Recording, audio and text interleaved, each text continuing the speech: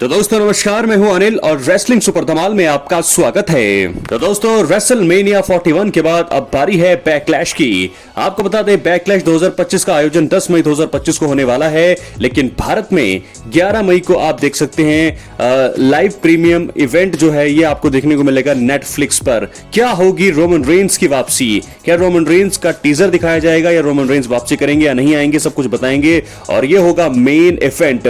John Cena अपनी championship को defend करेंगे द वाइपर रैंडी ऑर्टन के सामने। तो कौन जीतेगा? सारी मैच बैकलैश 2025 में जो भी मुकाबले अब तक बुक किए गए हैं और या जो बुक हो सकते हैं उसके बारे में बात करेंगे। Result, prediction, winner, surprises, returns, बहुत सारी चीजों के बारे में बात करने वाले हैं। इसलिए वीडियो के अंत तक बने रहें। चैनल पर नए हैं सब्सक्राइब करने के बाद ऑल पर क्लिक करें। तो चलिए दोस्तों वीडियो को शुरू करते हैं। बात करते हैं सबसे पहले मुकाबले का। गुंथर का मुकाबला होगा पैट मैकेफी से।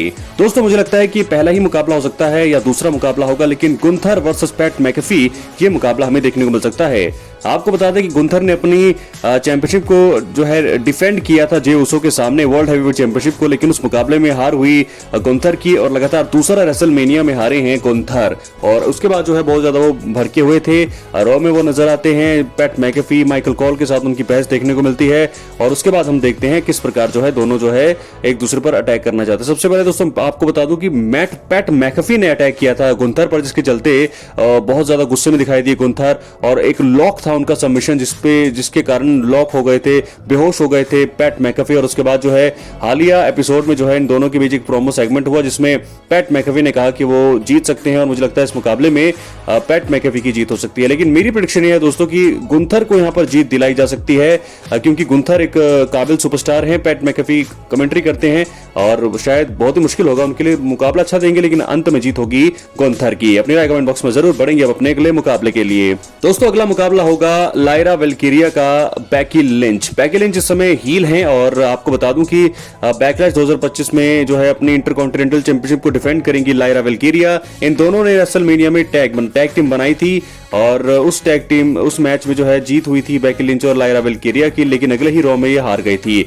उसके बाद बेकी लिंच ने हील टर्न लिया, टर्न हो गई वो लायरा वेल्किरिया पर, उन पर अटैक किया। लेकिन अब बैकलैश 2025 में दोनों के बीच मुकाबला होगा। कौन जीतेगा इस मुकाबले में? दोस्तों मैं आपको बता दूं कि बेकी लिंच बनी है हील, तो अगर हील कोई भी बनता है, हमने जैसे जॉन सीना को देखा उनकी हील बनने के बाद उनको चैंपियनशिप दी गई, तो मुझे लगता है कि इस मुकाबले में अच्छा ये फाइट करेंगी लायरा वेल्किरिया, लेकिन आखिर में जीत होगी बेकी लिंच की। तो बेकी लिंच बन जाएगी नई इंटरकॉन्टिनेंटल चैंपियन। क्या है आपकी अपनी राय जरूर दे। बढ़ेंगे अपने अगले मुकाबले की तरफ जो है यूएस चैंपियनशिप के लिए मुकाबला फेटल 4-वे। जेकब फाटू डिफेंड करने वाले हैं अपनी चैंपियनशिप को against Drew McIntyre, Damien priest और एलए नाइट के खिलाफ। तो दोस्तों इस मुकाबले में किसकी जीत होगी? आपको बता दूं कि ड्रू मैकिंटायर भी फेवरेट हैं, लोगन पॉल भी हैं, डेमियन प्रीस्ट अच्छी परफॉर्मेंस दे रहे हैं। रेसलमेनिया में भी हमने देखा, हालांकि ड्रू मैकिंटायर की जीत हुई लेकिन डेमियन प्रीस्ट भी अच्छा प्रदर्शन कर रहे हैं। एलए नाइट जो है एलए नाइट को हराकर ही यहां पर जीते थे जेकब फाटू। तो मुझे लगता है कि पहला टाइटल डिफेंस जेकब फाटू का, जिसमें उनको अगर हार के लिए बुक किया गया तो बहुत बड़ी गलती होगी। तो मुझे लगता है कि इस मुकाबले में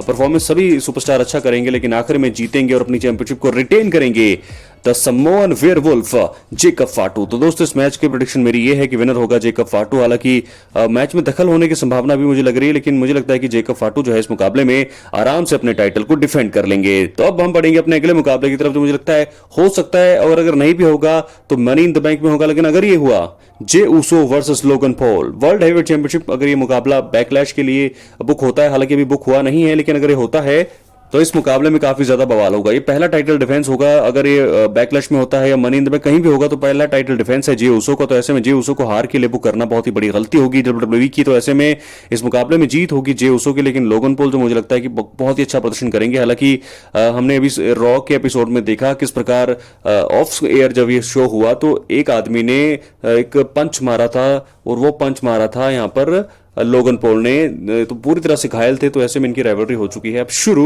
मुझे लगता है कि मुकाबला बैकलैश में नहीं हुआ तो मनी इन द बैंक में जरूर हमें देखने को मिल सकता है। बढ़ेंगे अगले मुकाबले की तरफ, जो हो सकता है, अभी बुक हुआ नहीं है बैकलैश के लिए, लेकिन आने वाले समय में जरूर हो सकता है या बैकलैश में भी हो सकता है। यहाँ पर रिटर्न कर चुकी है नाया जैक्स, उनके सामने वर्ल्ड चैंपियनशिप को डिफेंड कर सकती हैं, रिटेन भी कर सकती है। मैं आपको बता दूं कि टिफनी स्ट्रैटन के साथ मुकाबला होगा नाया जैक्स का अब, क्योंकि इनकी स्टोरी अब शुरू हो चुकी है। तो ऐसे में इस मुकाबले में जीत की सबसे ज्यादा फेवरेट है टिफनी स्ट्रैटन, क्योंकि इतनी जल्दी उन्हें हार के लिए बुक नहीं किया जाएगा। दोस्तों अब हम बढ़ेंगे अपने मेन इवेंट मैच के लिए। तो दोस्तों main event the Viper Randy Orton हमारे undisputed 17 time world champion John Cena से। ये मुकाबला बहुत ही बड़ा होगा, कड़ा होगा, मेन इवेंट होगा। वन लास्ट टाइम ये दोनों दिग्गज रिंग शेयर करेंगे, तो जो भी इन दोनों के फैन हैं वो जरूर देखना चाहेंगे इस मुकाबले को। और ये मुकाबला बहुत ही तगड़ा मुकाबला होगा। 15-20 मिनट का मुकाबला चल सकता है, उससे ज्यादा भी चल सकता है, क्योंकि दोस्तों लास्ट टाइम ये दोनों आपस में भिड़ने वाले हैं।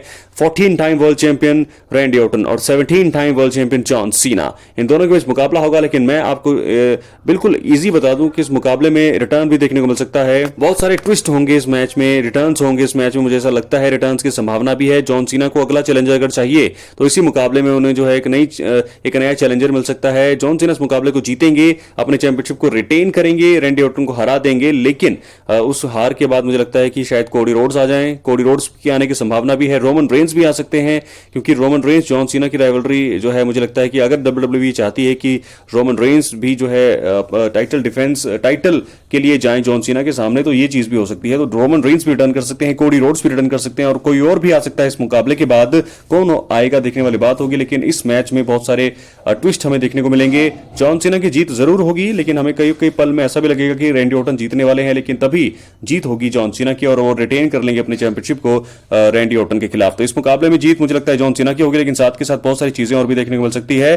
तो ये थे कुछ मैच, जिस मैचों की मैंने प्रेडिक्शन कर दी है, आपको बता दिया है। लेकिन साथ के साथ और भी ऐसे सेगमेंट हो सकते हैं जहां पर हमें सेथ रॉलिंस का ग्रुप देखने को मिल सकता है। उनके साथ होंगे Bron Breakker, Paul Heyman promo cut करते हुए दिखाई दे सकते हैं। बहुत सारे सुपरस्टार्स आ सकते हैं। वो मुझे लगता है कि किसी एक सुपरस्टार पर अटैक कर सकते हैं, और उस अटैक को रोकने के लिए, उस अटैक पर या किसी हॉल ऑफ फेमर पर अटैक करने के लिए, रोकने के लिए यहां पर रोमन रेंस का टर्न हो सकता है। रोमन रेंस आ सकते हैं, और अगर रोमन रेंस पर ये 2 या 3-4 जितने भी अगर इनके ग्रुप में कोई ज्वाइन होता है, भारी पड़ सकते हैं। तो CM पंक भी आ सकते हैं। तो ऐसे में टीज जो हो सकता है यहां से बैकलैश में, ये चीज भी हो सकता है, सेगमेंट हो सकता है, रिटर्न हो सकता है। CM पंक तो आ चुके हैं पिछले हफ्ते रॉ में, लेकिन साथ के साथ हमें लगता है कि हमारे original tribal chief OTC Roman Reigns का भी हमें रिटर्न देखने को मिल सकता है इस प्रीमियम लाइव इवेंट में। क्या लगता है आपको? क्या है आपकी राय? अपनी राय कमेंट बॉक्स में जरूर दें। साथ साथ आपको बता दें कि WWE बैकलैश 2025 का आयोजन 10 मई को होगा। 11 मई 2025 को भारत में आएगा लाइव। नेटफ्लिक्स पर आप देख सकते हैं, टीवी पर ये सारी सुविधाएं खत्म हो चुकी हैं। तो ऐसे में बैकलैश 2025 11 मई 2025 को होगा सुबह 4:30 बजे से लेकर 8:30 बजे तक का टाइमिंग है।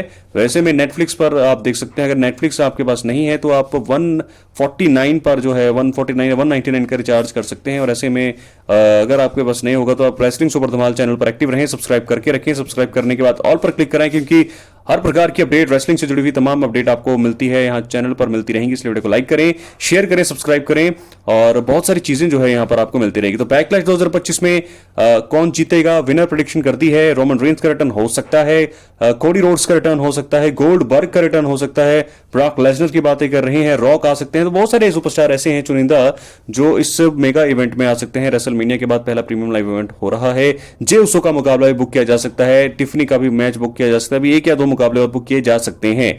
जॉन सीना रिटेन करेंगे चैंपियनशिप को। इसमें बेकी लिंच नई चैंपियन बन सकती हैं, और साथ के साथ जो है जेकब फाटू रिटेन करेंगे।